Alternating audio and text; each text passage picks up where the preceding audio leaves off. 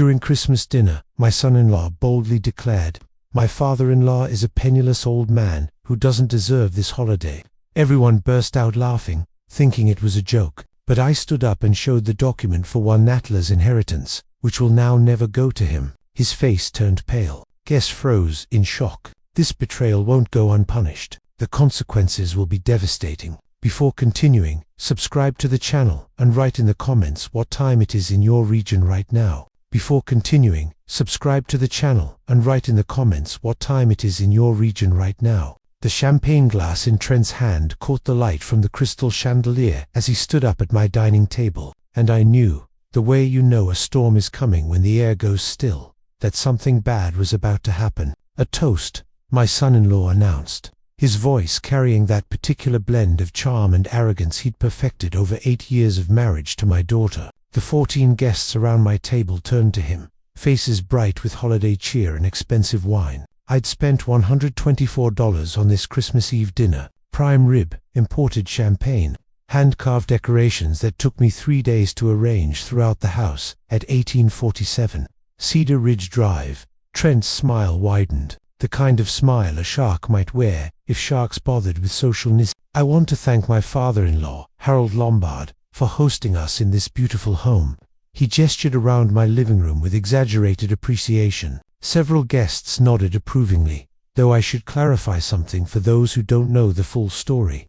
My hand tightened around my own glass. Across the table, my daughter Heather studied her plate like it contained the secrets of the universe. "My father-in-law here is what you might call a broke old man who doesn't deserve this holiday celebration." Trent's voice dripped with mock sympathy. "Good thing we're gracious enough to let him stay in what's practically our house at this point." The laughter started immediately, loud, raucous, the kind that fills a room and pushes out everything else. I watched their faces. Trent's sales manager Buddy from the Toyota dealership, his poker night friends, Heather's country club acquaintances, they were eating it up. One woman actually wiped tears from her eyes. "Trent," I said quietly, but my voice disappeared under the noise. "Honestly, Harold," Trent continued, riding the wave of approval, "you should be thanking us for putting up with you. What would you do without us? Sit in that garage of yours playing with old car parts." More laughter. Someone clinkered their glass in agreement. I looked at Heather, really looked at her.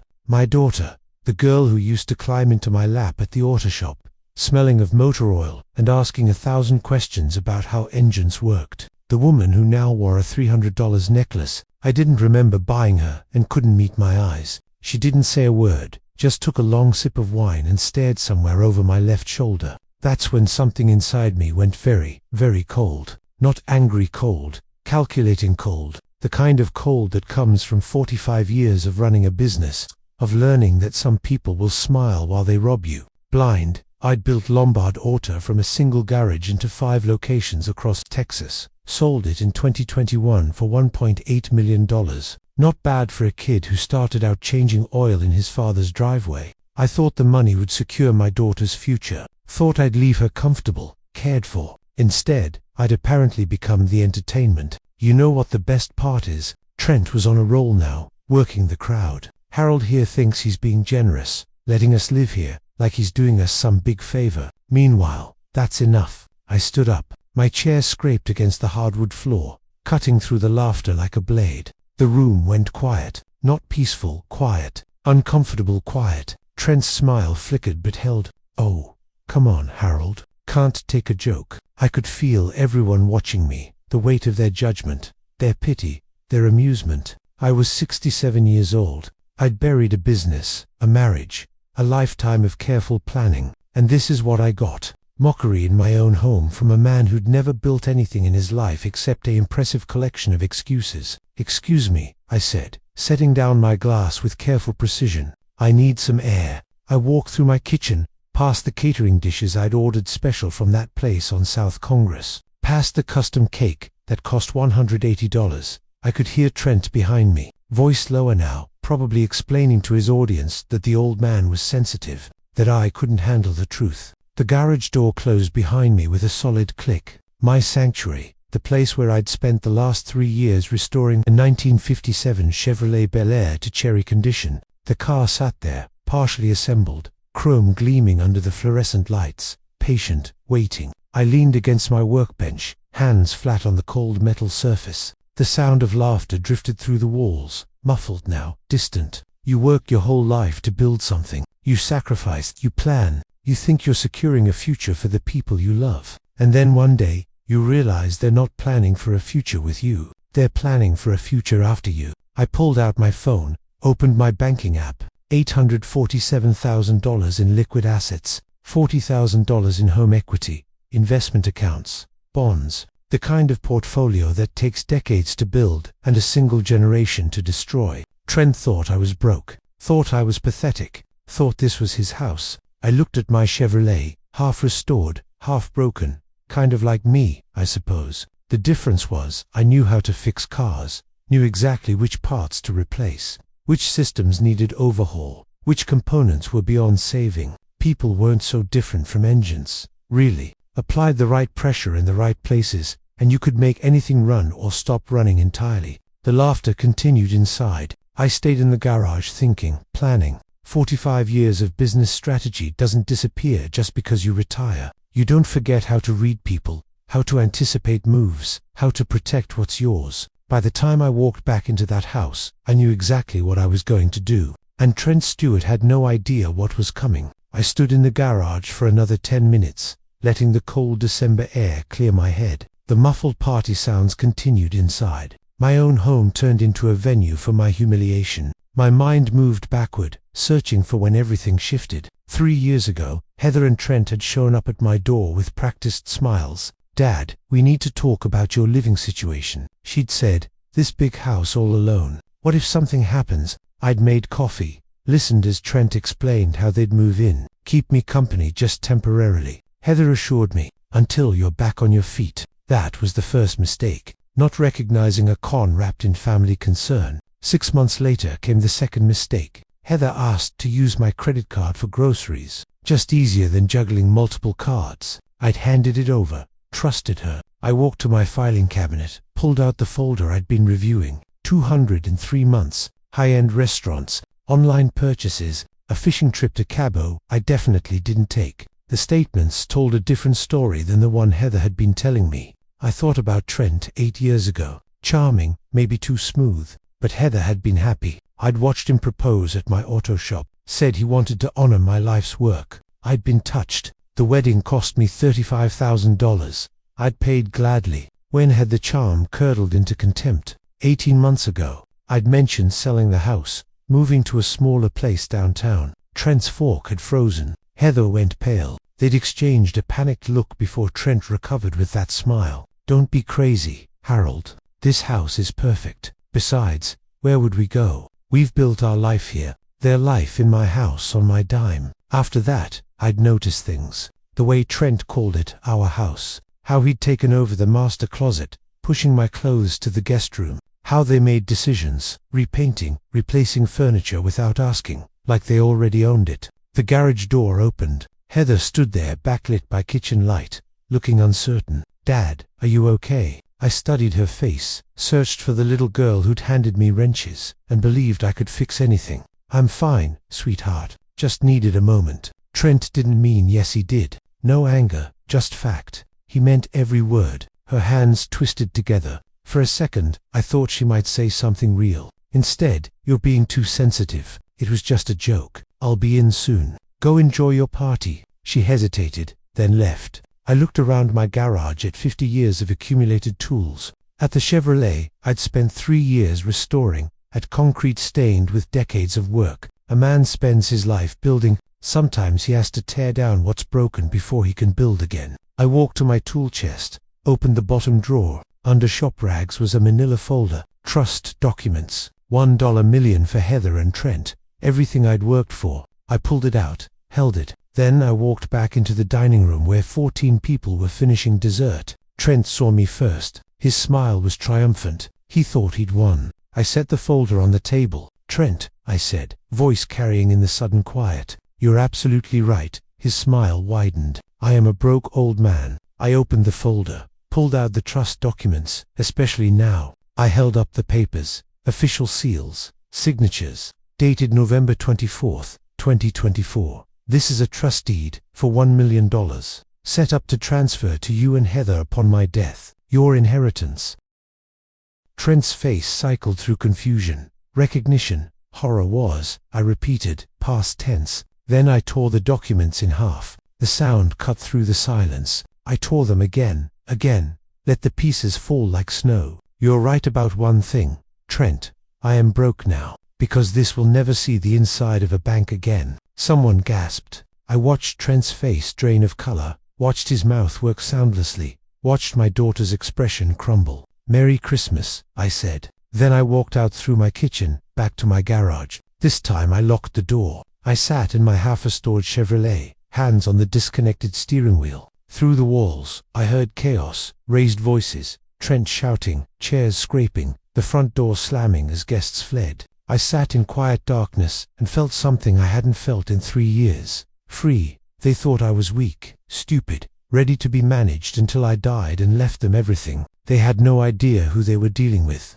I pulled out my phone, found Robert Clark, the estate attorney. We had an appointment January 2nd. I moved it to December 27th. Then I called Lucas Turner, a private investigator I'd used for business background checks. Thorough, discreet, expensive. "Lucas, Harold Lombard, I need you to look into my son-in-law Trent Stewart. Everything, finances, employment, digital footprint. I need to know exactly who I'm dealing with. His fee, $3,500 for a comprehensive report within 2 weeks, cheap at twice the price." I sat listening to my house settle into silence. The party was over. Trent and Heather were probably in their room arguing or panicking. I didn't care which. Tomorrow was Christmas. The air would be toxic with unspoken accusations. Trent would try to fix this, to charm his way back. I'd let him think he might succeed right up until the moment I destroyed him. The Chevrolet sat patient around me. I ran my hand over the dashboard, feeling where vinyl had cracked.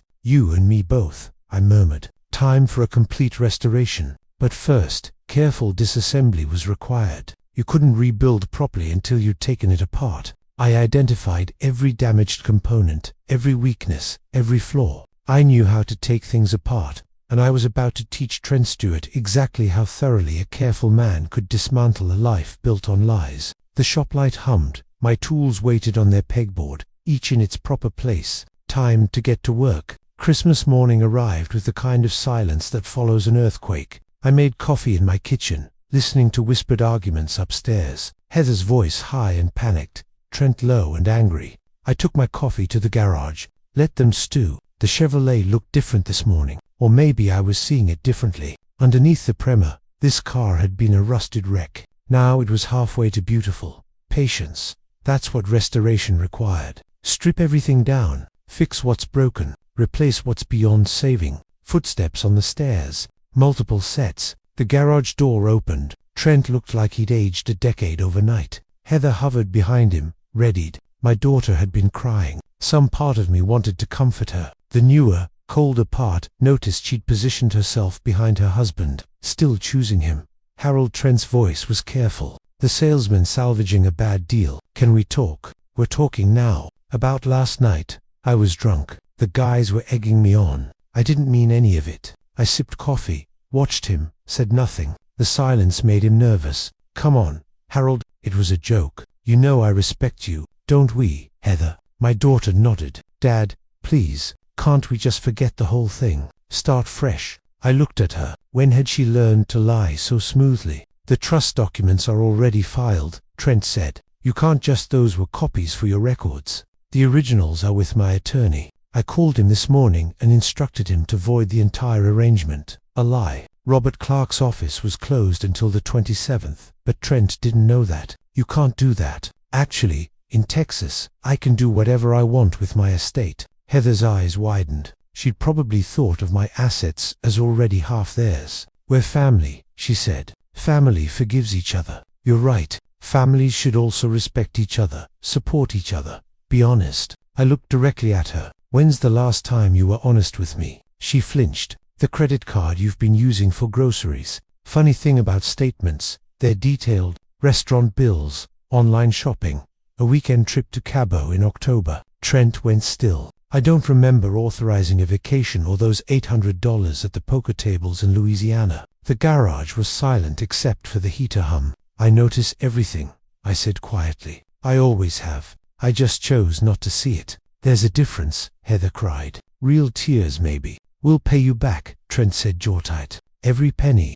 Of course. I'm sure you have plenty of savings. His face told me everything about their savings situation. I have an appointment with my attorney on the 27th. Until then, I think we all need space. I walked past them into my house. Behind me, Heather sobbed. The garage door slammed. I went to my study and opened my laptop. Time to really look at the numbers. 3 hours later, I had a comprehensive list. The total 847 in 3 months. Going back further, the pattern emerged. They'd been careful at first, small charges, but they'd gotten bolder. The Cabo trip alone was $2,400.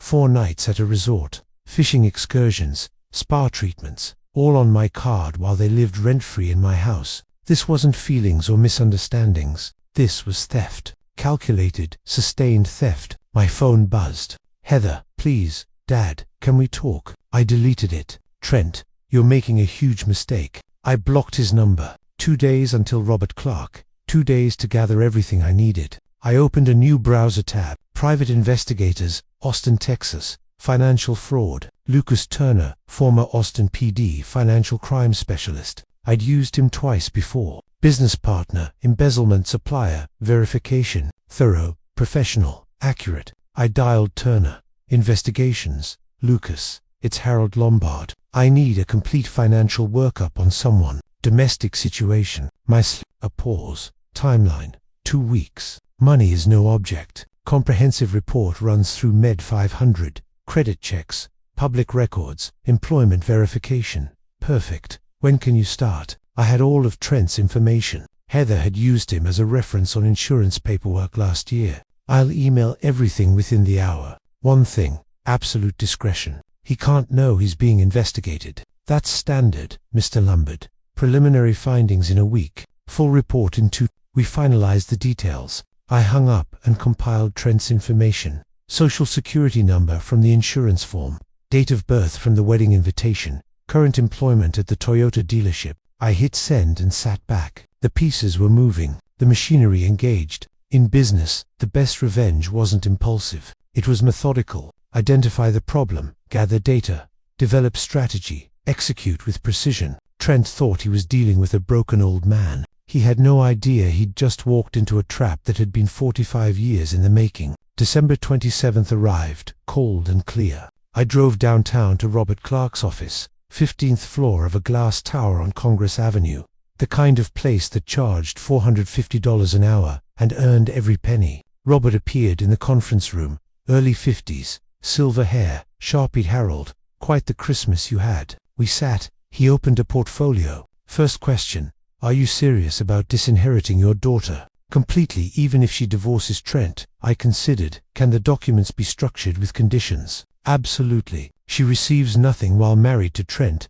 but becomes eligible if she divorces him and meets certain criteria. What kind of criteria? Employment, financial responsibility, time-based vesting, whatever you want. That felt right. A path back if she chose it. And the house. You own it outright. You can do whatever you want. Can I evict them? Robert's expression grew cautious. They've established residency. You'd need proper procedures. Serve notice. File with the court. 30 to 60 days minimum. End of January at earliest. Fine. I could wait. The credit card charges, I said. Unauthorized use for personal expenses. Tell me about the arrangement, I explained. Verbal permission for household expenses. Charges that spiraled into luxuries. Did you give explicit permission for these purchases? No. I said household expenses. Do you have that in writing? Verbal family arrangement. Robert nodded. That makes civil fraud challenging, but not impossible. The question is whether you pursue it legally or use it as leverage. Leverage for what? A settlement. They agreed to move out quietly, sign away estate claims, repay charges. You agree not to pursue charges? Criminal charges? Could I actually press criminal charges? Possibly. Credit card fraud is a crime, but with family and verbal permission, it gets murky. However, he leaned forward. The threat is often more useful than the reality. People will do a lot to avoid fraud on their record. I absorbed this, not just protection, leverage, control. I want to restructure my estate. new trust, new beneficiaries, and I want the house protected. I recommend a living trust. You maintain control, avoids probate, harder to contest, perfect. How soon? Documents drafted by January 10th. Meet with a notary. 2 weeks total. Do it. We spent an hour on details. When we finished, Robert looked at me with respect. Most people can't bring themselves to cut off their kids. You seem very calm. This isn't about anger. It's about reality. My daughter made choices, chose a manipulative husband over her father, chose lies over honesty. Those choices have consequences. What if she changes? Then we'll deal with that when it happens. Until then, I protect what I built. I left driving through afternoon traffic. My phone rang as I reached home. Unknown number. Mr. Lombard. Lucas Turner. Preliminary findings. Are you somewhere private? I stayed in the truck. Go ahead. Your son-in-law has $27,000 in credit card debt across 4 cards. Car loan on a 2023 Lexus. Balance $1,500. Combined monthly debt service around $1,200. Trent's salary was maybe $75,000 after taxes and debt. They had to be running negative every month. He missed 2 payments in November. Current now, but barely. They'd probably use my card to catch up. Employment shows 6 years at the dealership. Average performance, no promotions beyond cost of living raises. Anything else? He's been searching property listings, $500,000 to $600,000 range. Started in October. Expensive neighborhoods, my neighborhood. They're planning to buy or planning to inherit and trade up. After hanging up, I sat staring at my house. Every brick paid for with decades of hard work, and they'd mentally converted it into their nest egg. I thought about Trent's face when I tore those documents. The horror, yes, but underneath rage, the rage of someone counting on money they thought was already theirs. That's when I understood. They weren't just waiting for me to die naturally. They were actively planning for it, budgeting around it, building a life that only worked if I wasn't in it. I worked until midnight. Texas eviction procedures, living trust structures, property law, civil fraud statutes. Trent and Heather thought they were waiting me out. They didn't understand that I wasn't angry anymore. I was strategic, and that was infinitely more dangerous. Around 1 a.m., I looked through my window at the garage. My Chevrolet waited, patient as always. That car had taught me something. Restoration wasn't about fixing what was broken. It was about stripping away everything that didn't belong, getting to the core, building it back right. Sometimes you had to cut out rust, even when the rust looked like family. By the time Lucas delivered his full report, I'd know how deep the damage went. By the time Robert finished the trust, I'd have legal protection. And by the time I was done, Trent and Heather would understand what it meant to underestimate a man who'd built an empire from nothing. They wanted my money. They could try, but first, they'd have to go through me. And I'd been fighting sharks for 45 years. This time, I knew exactly which teeth to pull. January 15th came with Lucas Turner's full report. I met him at a coffee shop on Lamar Boulevard, away from prying eyes. He slid a manila envelope across the table. It's all there, he said. And Harold, it's worse than the preliminary findings suggested.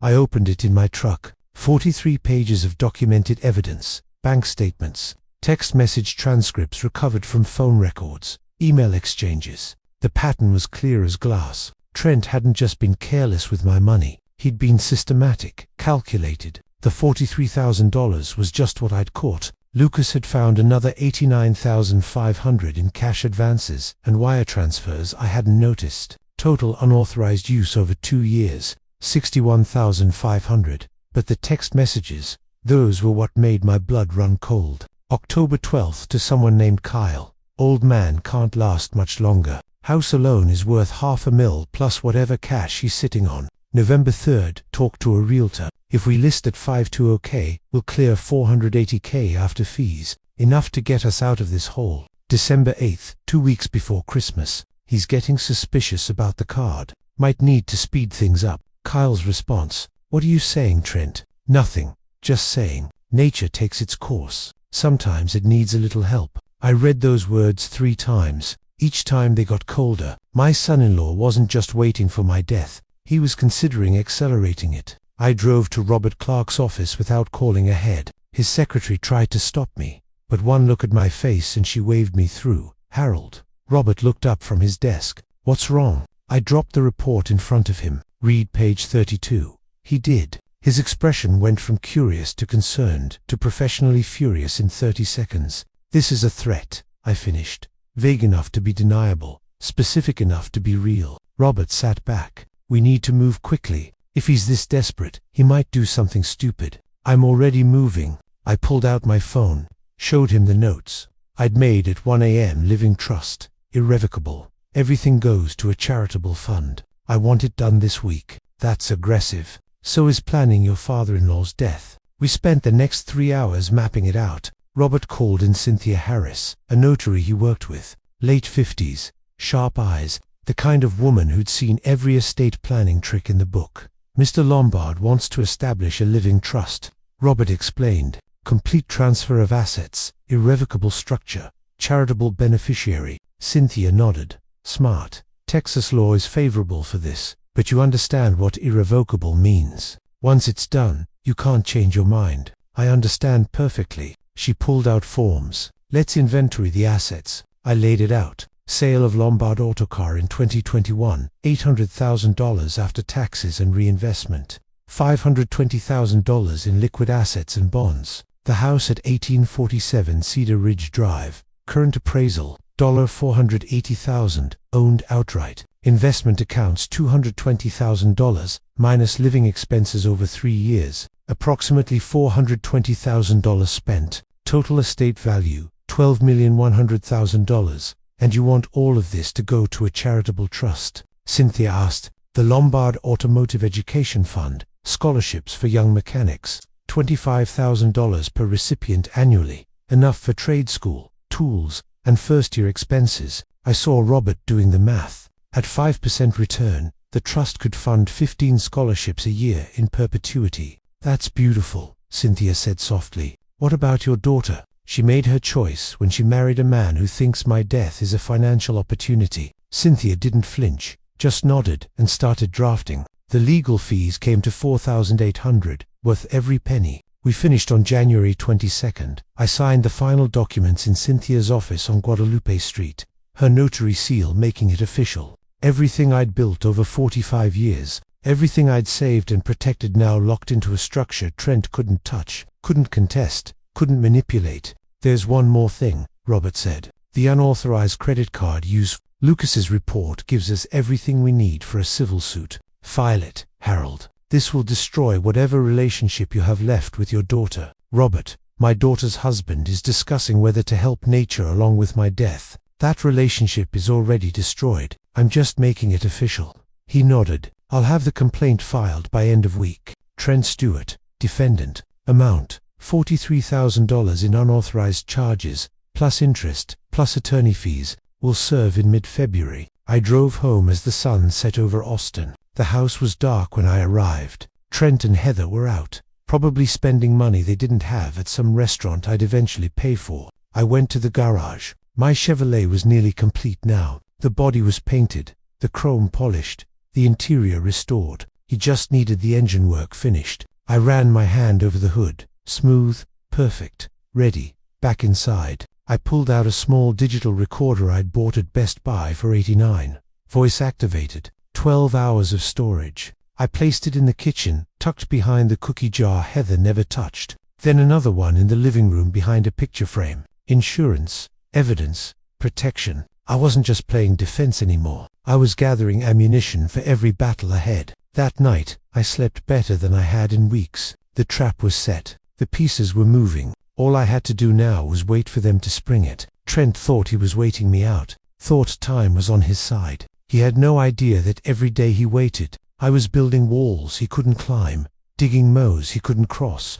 preparing a battlefield where he'd already lost. The trust was ironclad. The evidence was documented. The lawsuit was ready, and I was just getting started. The process server found Trent at the Toyota dealership on February 12th. I was parked across the street, watching. I'd driven to South I-35 specifically for this. Call it petty. I called it the best entertainment I'd had in months. The server walked through the showroom. Young guy, clipboard, official looking. He approached Trent, who was with a couple examining a Camry. I watched Trent's face when the server interrupted. Annoyance first, then confusion as he got the envelope, then absolute shock as he read. Even from across the street, I could see the color drain. His mouth opened, closed, opened again, like a fish pulled from water. His hands started to shake. The couple looked uncomfortable. The server pointed to the document. Trent's head snapped up, eyes scanning the showroom like he was looking for escape. I smiled. This was better than Netflix.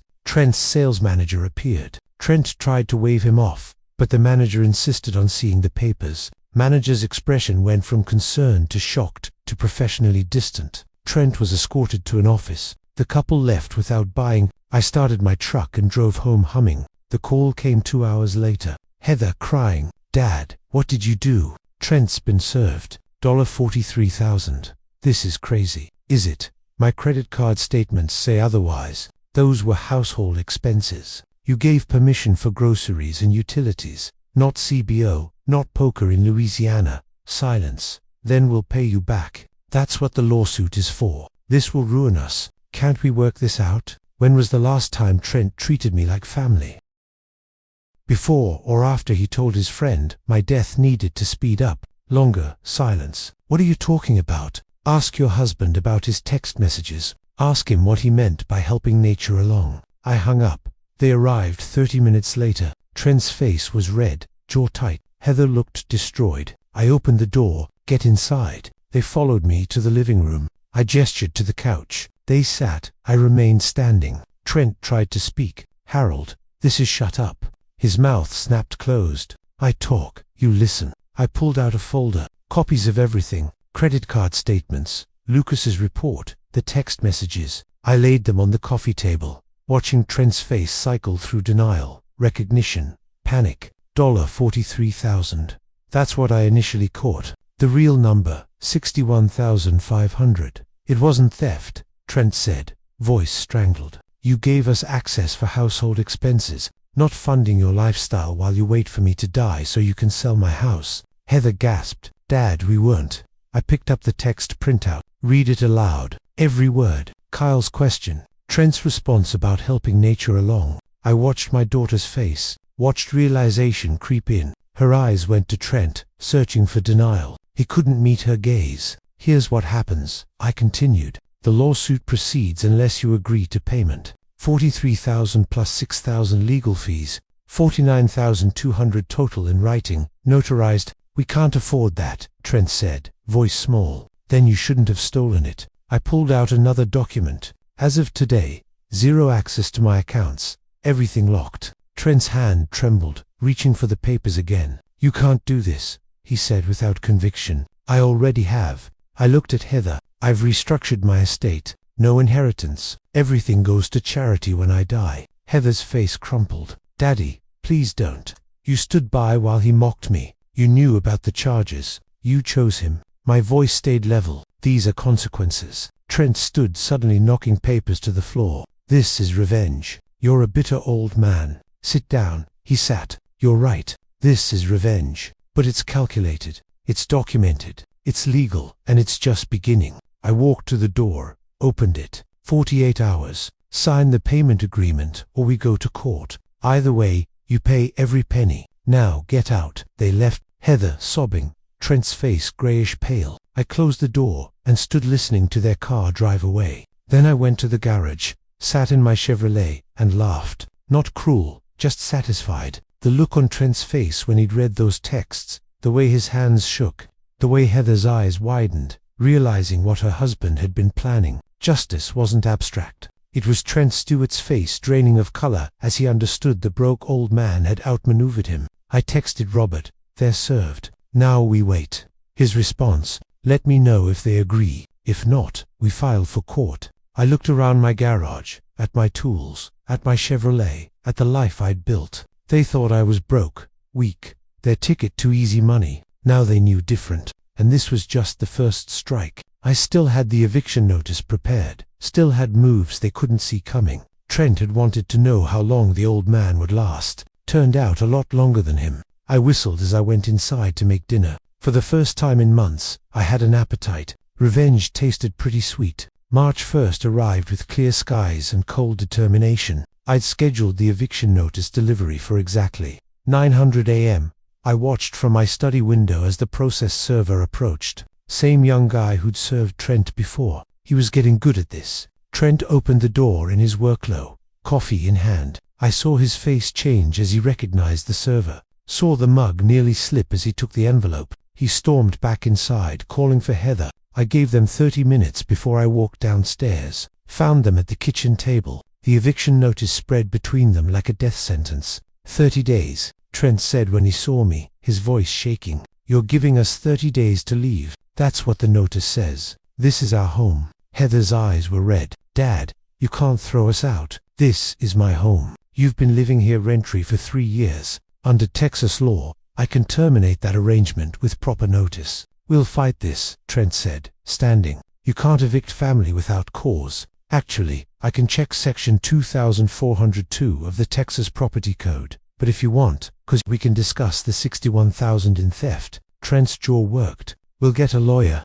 Go ahead. This should only cost you about $1,200. Money well spent, I'm sure. I walked out before they could respond. That afternoon, Trent hired Douglas Miller, cheap lawyer who advertised on bus benches. Cost up to $200. Robert called me 3 days later, laughing. Miller filed a motion to dismiss. Claims they've established tenancy rights, and it's nonsense. They never paid rent, never had a lease. Judge Thompson will throw it out. Hearings March 15th. The 8th of March appropriate. The 2 weeks before the hearing were tense. Trent and Heather barely spoke to me. I spent the time finishing my Chevrolet. The engine was finally complete. Every cylinder firing perfectly. I took it for test drives, letting Trent and Heather hear that engine roar. The hearing took place downtown. Small claims court. Nothing dramatic, just legal efficiency. Judge Thompson, 60s no-nonsense, reading glasses on a chain, looked over the motions for 3 minutes. Mr. Miller, your clients claimed tenant rights. Yes, Your Honor. They've lived at the property continuously for 3 years. Did they pay rent? Well, no. But did they have a written lease agreement? No, Your Honor. But did they contribute to property taxes, insurance, or maintenance? Miller hesitated. Not formally, but then they're not tenants. They're guests who've overstayed their welcome. Mr. Clark. Robert stood. Your Honor, the property owner provided gracious accommodations under the understanding it was temporary. That arrangement is now terminated. Motion to dismiss denied. Eviction notice stands. Defendants have until April 1st to vacate. 45 minutes total, including waiting. I looked at Trent as we left. His face had that grayish color again. You did this on purpose. Trent said, you planned all of it. Of course I did. You think I built 5 auto shops by being stupid? You're destroying us. No, Trent, I'm just stopping you from destroying me. Heather grabbed my arm. Daddy, please. Where are we supposed to go? I looked at my daughter. She was 35 years old, 7 years not working, living in my house while her husband planned my death. That's not my problem anymore. Heather, you made your choices. Live with him. The next 2 weeks were strange. They moved through the house like ghosts, packing boxes. I helped with nothing. On March 30th, Trent rented a moving truck. The apartment they'd found was off Runberg Lane, North Austin. Rent, $1,650 a month. Security deposit, and first month, $3,300 up front. They'd borrowed from Heather's inheritance, about $5,000 she'd been saving. April 1st, moving day. I sat in my garage working on the Chevrolet while they loaded. Heard Trent swearing, furniture scraping, Heather crying. Around 3:00 p.m., Trent appeared in the garage doorway. We're done, keys. He threw them. I caught them without looking up. You're proud of yourself, he said, watching us suffer. I set down my wrench, looked at him. I'm not proud. I'm satisfied. You called me a broke old man who didn't deserve respect. You spent $61,000 of my money. You discussed helping nature along with my death, and you thought I'd just take it. I stood up. I'm not suffering watching you leave. Trent, I'm relieved. Like finally cutting out a cancer. He looked like he wanted to hit me, but he just turned and walked away. 5 minutes later, I heard the truck start, drive away. I walked through my house. Empty rooms. Quiet, clean. Mine again. I poured myself a bourbon and called Robert. They're out. Good, how do you feel? Like I just took out 40 years of trash. He laughed. One more thing. You asked me to mention the lawsuit details to Tom Richards. You sure? Tom Richards, owner of the Toyota dealership, also Robert's client, I'm sure. Purely factual conversation, of course. Of course, I'll schedule a meeting next week. I hung up and smiled. The eviction was just moved to. Move 3 was already in motion. May came with thunderstorms and consequences. I was in my garage polishing the Chevrolet's chrome trim when Robert called. It's done. Trent out at the dealership. I set down my polishing cloth. Had a meeting with Tom yesterday about his estate updates. Mentioned purely in passing that I was handling an interesting case, financial fraud between family members. The son-in-law who'd stolen $61,000 from his father-in-law using credit cards. Tom asked if this was public record. I said it would be soon. Court filings are public, and Tom's a smart guy. He put 2 and 2 together, called his HR this morning. They found cause operational restructuring. Trent was let go at 10 a.m. I should have felt triumph. Instead, I just felt tired. This was necessary, but it wasn't pleasant. How much severance? 2 weeks standard. 2 weeks pay for Trent. Maybe $2,500 after taxes, and now no job. I hung up and went back to my car, but the satisfaction wasn't there anymore. Just cold necessity. The call came 3 hours later. Heather, hysterical. What did you do? Trent lost his job. They said operational restructuring, but he knows it was you. How are we supposed to pay the settlement now? How are we supposed to live? Heather, no. You've taken everything. The house, his job, our future. When does it stop? When the debt is paid, $49,200. That was the agreement. We can't pay that without his job. Then he should have thought of that before stealing from me. She was sobbing now. We have nothing. Nothing. We're trying to pay you $850 a month, but we've already missed payments. And now Robert will file for wage cut. If Trent finds new employment, 25% of his wages will go directly to satisfying the judgment. You're destroying us. No, I'm collecting a debt. There's a difference. She hung up. I stood there holding the phone, feeling something crack inside my chest. Not guilt, not regret, just the weight of what I'd set in motion. But I didn't stop. 2 weeks later, Heather found work as a cashier at an HB grocery store. Starting wage, $14.50 an hour, 32 hours a week. They wouldn't give her, wouldn't have to provide benefits that way. Her take-home roughly $1,600 a month. Their apartment rents $650. The math didn't work. I knew it didn't work. That was the point. In June, they missed their third payment on the settlement agreement. Robert filed a motion for accelerated payment terms. That's when Trent tried to fight back.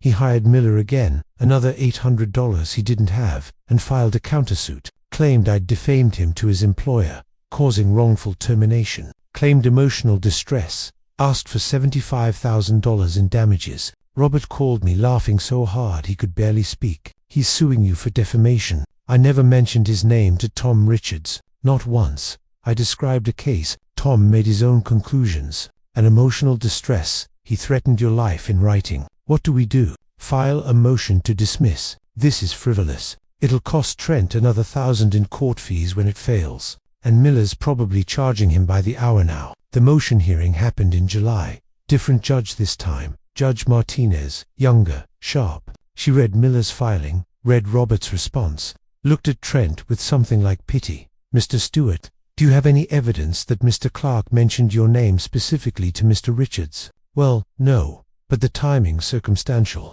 Do you have evidence that Mr. Lombard instructed Mr. Clark to defame you? It's obvious that evidence, Mr. Stewart, not speculation. Trent had nothing. Miller fumbled through his notes, found nothing. Motion to dismiss. Granted. Mr. Stewart, I'm awarding legal costs to the defendant. You owe Mr. Lombard an additional $2,400 in attorney fees. File frivolous suits again, and I'll consider sanctions. Trent turned red, then white, then red again. Stood up so fast his chair fell over. This is rigged. You're all protecting him because he has money and connections. We have nothing, and you're bleeding us dry. Mr. Stewart, sit down, or I'll hold you in contempt. He didn't sit. My father-in-law is a vindictive old baif. It took 2 baifs to escort Trent from the courtroom. I watched him go, watched Miller hurrying after him, probably already calculating how to bill for this disaster. Robert touched my arm. You okay? Yeah, just tired. He's desperate. Desperate people do stupid things. I know. We walked out of the courthouse into July heat. I drove home thinking about Trent's face. Not scared anymore. Angry. Cornered. That night, I got a call from my alarm company. Motion detected at my house. I pulled up the security feed on my phone. Trent in my driveway staring at my windows. I called the police, gave them my address, described the situation. Restraining order violation. I'd filed one after the courtroom outburst. 2 patrol cars arrived within 10 minutes. I watched on my phone as they approached Trent, talked to him, checked his ID. He left without incident. But the message was clear. He wasn't done fighting. Neither was I. I checked my locks, set all the alarms, and went to my garage. My Chevrolet gleamed under the lights, fully restored now, perfect paint, perfect chrome, engine purring like a dream. I'd taken something broken and made it whole again. Now I just had to finish dealing with the rust. I texted Robert. He showed up at my house tonight. Police came. Escalate the wage garnishment. I want payment starting the day he finds new work. His response already on it. And Harold, watch your back. He's unraveling. I looked at my phone at the security footage of Trent standing in my driveway, fists clenched. Yeah, he was unraveling, but I'd planned for that, too. I pulled out the recordings from my hidden digital recorders. Hours of Trent and Heather talking, planning, scheming, insurance, against whatever came next. The game wasn't over, but I was still 3 moves ahead. August came with a decision I'd been planning since March.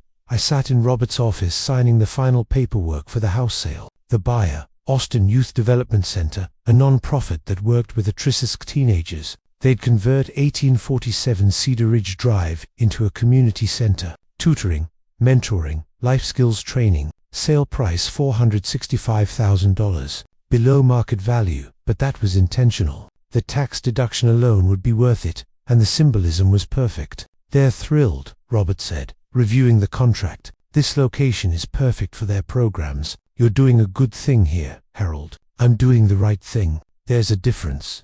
I signed the last page. My house, the place where I'd raised Heather, where my wife had died, where I'd been humiliated at Christmas dinner, was no longer mine. It felt like shedding old skin. I'd already found a new apartment. Modern complex near downtown, 15th floor.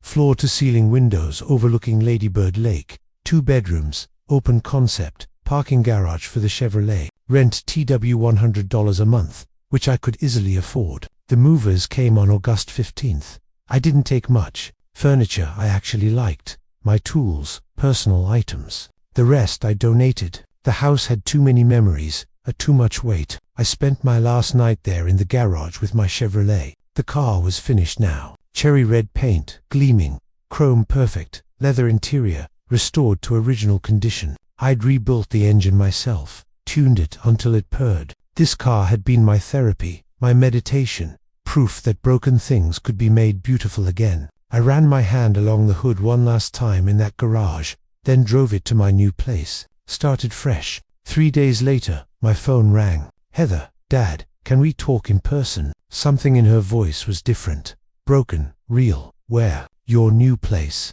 I need to see you. I gave her the address. She arrived an hour later. I barely recognized her. The designer clothes were gone, replaced by the HB uniform. Red polo, khaki pants. Her hair was pulled back in a simple ponytail. No makeup. She looked exhausted. She looked 35 going on 50.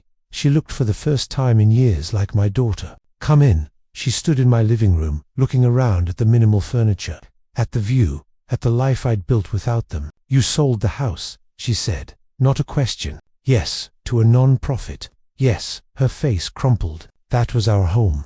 No, Heather, that was my home. You just lived there. She nodded, tears starting. I know that now. She sat on my couch and for the first time in months really cried. Not manipulative tears, not performance, just raw, honest grief. I'm so sorry, Dad, for everything.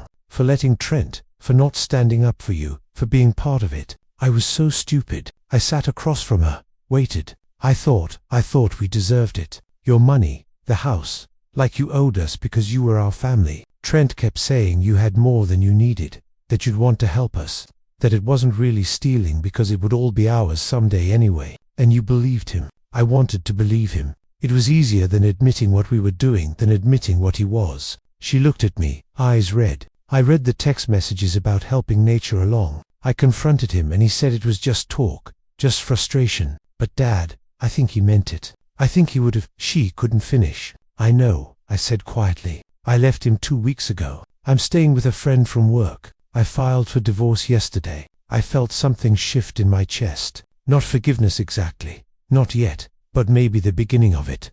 Good. I know it doesn't fix anything. I know the debt is still there and the consequences and everything I did, but I need you to know I'm sorry. Really sorry, and I understand if you can't forgive me. I looked at my daughter, saw the little girl who used to help me in the garage, saw the woman who'd made terrible choices, saw someone who might finally be learning. I forgive you, Heather. Her breath caught. But forgiveness doesn't erase consequences. You chose Trent. You chose to lie, to steal, to stand by while he mocked me. Those choices have results. The debt stands. The trust stands. The house is sold. That doesn't change. I know. You made your bed. Now you have to lie in it and learn from it. She nodded, wiping her eyes. I am learning. I'm working, paying my own bills. It's hard, but it's real. For the first time in years, I'm not depending on someone else. Good. Keep doing that. She stood to leave, hesitated at the door. Dad, do you think someday we could have a relationship again? Not like before, but something. I thought about it. Honest thought. Maybe if you keep making different choices, if you prove you've changed, but that takes time. Heather, a lot of time. I understand. She smiled small and sad. I love you, Dad. I love you too. But love and trust are different things. You'll have to earn the second one back. She left. I stood at my window watching the sunset over Austin, feeling lighter than I had in months. I'd lost a daughter for a while. Maybe I'd get her back someday. Maybe not. But either way, I'd found myself again. And that was enough. October 12, 2025. Final hearing for debt collection. I arrived at the courthouse early. Robert beside me. We'd been through this building so many times it felt routine, but this was different. This was the end. Trent and Heather arrived separately. Heather with a divorce lawyer, Trent with Miller, who looked miserable. They sat on opposite sides. Heather caught my eye, gave a small nod. Trent stared ahead, jaw tight. Judge Martinez presided. Same judge from the contempt hearing. She remembered Trent. Mr. Clark, present your case. Robert stood. Settlement agreement signed in February. Total debt $4,920. Payments made $4,250. Balance $4,950 minus $6,600 garnished from Heather's wages. Current balance due from Trent Stewart $38,350. Your Honor, Mr. Stewart has been unemployed since May, but made no effort to find work. He's driven a 2023 Lexus valued at $31,000. We request the court order it seized and sold to satisfy the debt. Miller stood. Your Honor, Mr. Stewart needs that vehicle. He's had 5 months to find employment, Robert said. Public transportation in Austin is adequate. Judge Martinez looked at Trent. Mr. Stewart, have you actively sought employment? Trent stood. I've been dealing with personal issues. The divorce, the stress. That's not an answer. Have you submitted job applications? Silence. Mr. Stewart, a few. How many? Maybe 10 or 12. In 5 months. Flat voice. Motion granted. The Lexus will be seized and sold. Proceeds toward the debt. Remaining balance subject to ongoing garnishment. Mr. Stewart will find employment within 30 days or face contempt. Trent's face went white. He can't. I can. And I have. Next case.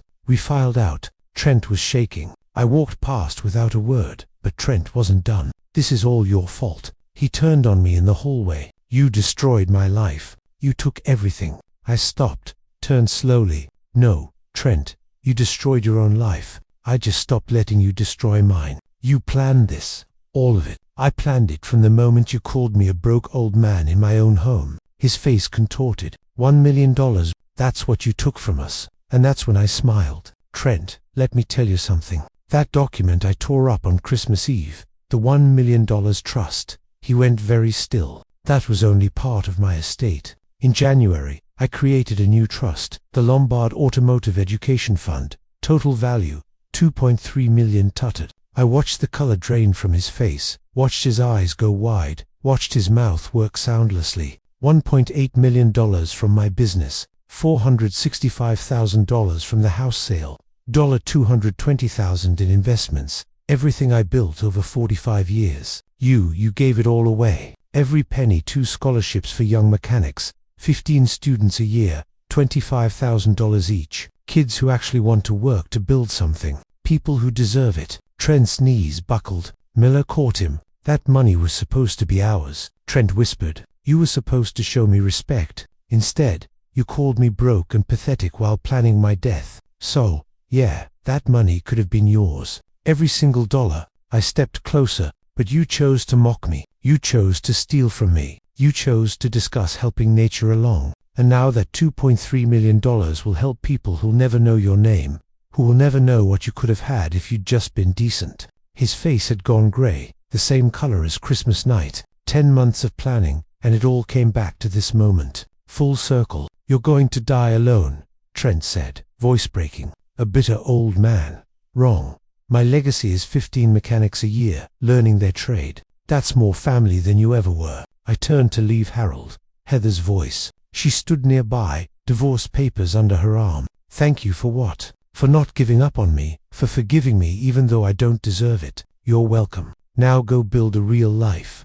She nodded, walked away. Different direction from Trent. Robert and I left the courthouse. October air was crisp, clear. How do you feel? Robert asked it. Satisfied, complete, ready to move on. What's next? I'm thinking of volunteering. Maybe mentor some of those scholarship kids. Teach them about business, about integrity. He laughed. I think you'd be good at that. I drove home in my Chevrolet, engine rumbling smooth, paint gleaming red in afternoon sun. 10 months of restoration complete. My phone buzzed. Text from Cynthia Harris. First scholarship awarded yesterday. 18-year-old from Houston. Single mother working 2 jobs. Wanted to learn diesel mechanics. Thought you'd want to know. I smiled. That evening, I took the Chevrolet out for a drive out of Austin into the hill country. Windows down, radio playing, classic rock, the rebuilt engine purring perfectly.